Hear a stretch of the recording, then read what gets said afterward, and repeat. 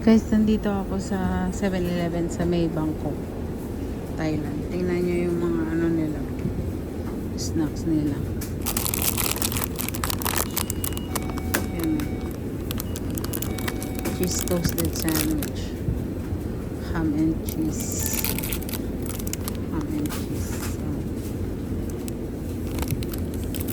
tapos yung famous na lava cake. Yan. Yung viral. Pero natikman ko siya. Hindi naman siya ganun ka-special. 29 baht yun siya. Tapos meron din silang ano, yung Dubai chewy chocolate. Parang mochi siya. Ayun, tingnan nyo. All kinds of yogurt. Meron sila.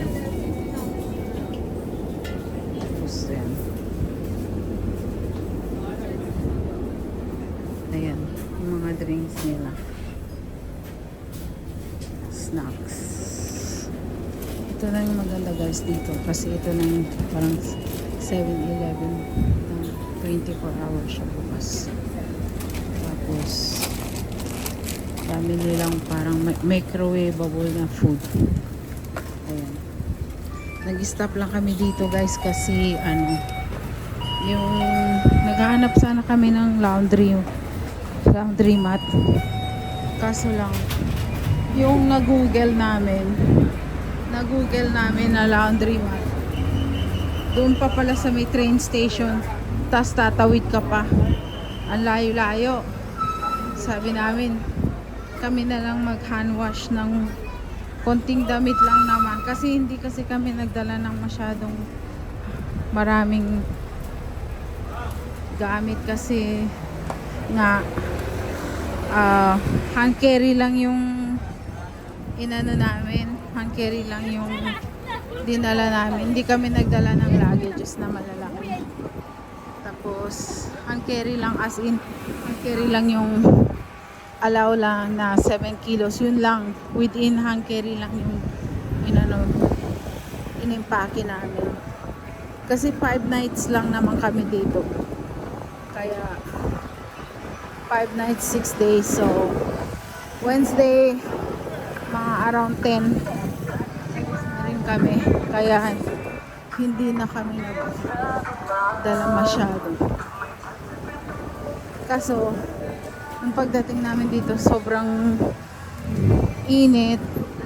Tsaka the following day nabasa kami sa ulan. Kaya yun, instead na tamang-tama lang yung aming inimpake na damit, na short kami, kaya sabi sana namin magpa-laundry kami.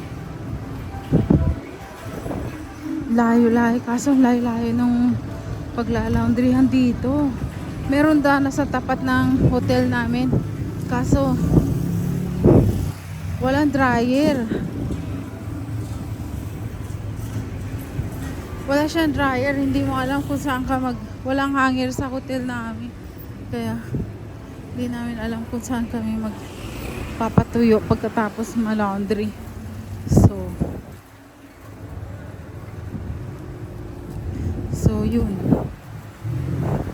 Subukan na lang namin mag hand wash ng ilang t-shirt, tapos ihang na lang namin doon sa curtain rod, sa may curtain rod.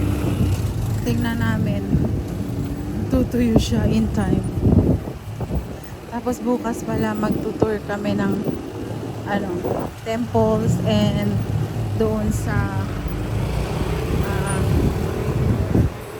tawag dito, magtutour kami sa elephant show.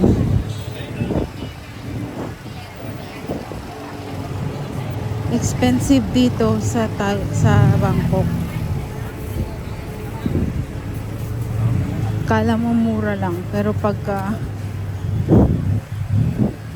bili ka ng bili, nadodoble yung expenses mo.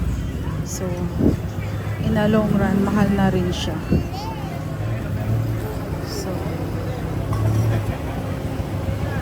Ayan, daming pagkain. Ayan, oh. Every corner may pang pagkain sila. Ayan, tingnan mo. Ayan, may mga barbecue. Ayan, oh. Chicharon. Ayan. Barbecue sa sulok. Ayan. Tapos, bibigyan ka na ng sticky rice. Ayan. May nagtitinda ng soup. Dami talagang pagkain. Every single corner may pagkain. Tapos yan, mga nagbibenta ng mga patay, ng mga authentic Thai food. Papaya salad, mango salad. Sa totoo lang, parang excited ka tikman yung pagkain nila. Your first day you arrive. Tapos yung parang everyday same na yung kakainin mo. Pagdating ng 3 days, parang ayaw mo nang kainin. Kasi parang they're all the same smell. They all the same taste. Parang same lang lahat. Except order ka. Tingnan nyo, ayan. Puro curry. Chicken curry, shrimp curry. Lahat. Parang they're all the same naman. So, pamangkin ko, gahanap na siya ng Filipino food.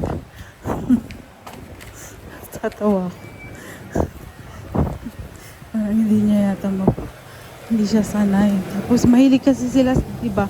Mahilig sila sa raw veggies. Mga raw veggies. Mahilig sila sa raw veggies.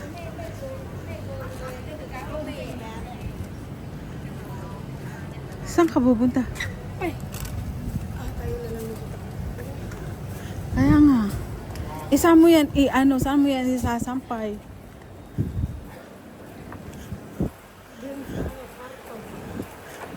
Wala nga doon walang hangin.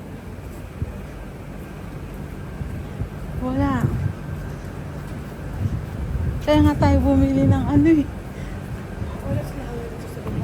Wala. Kaya nga.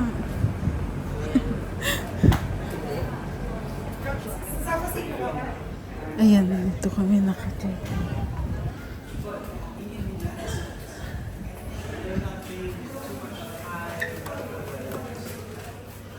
So, sabik na tuloy.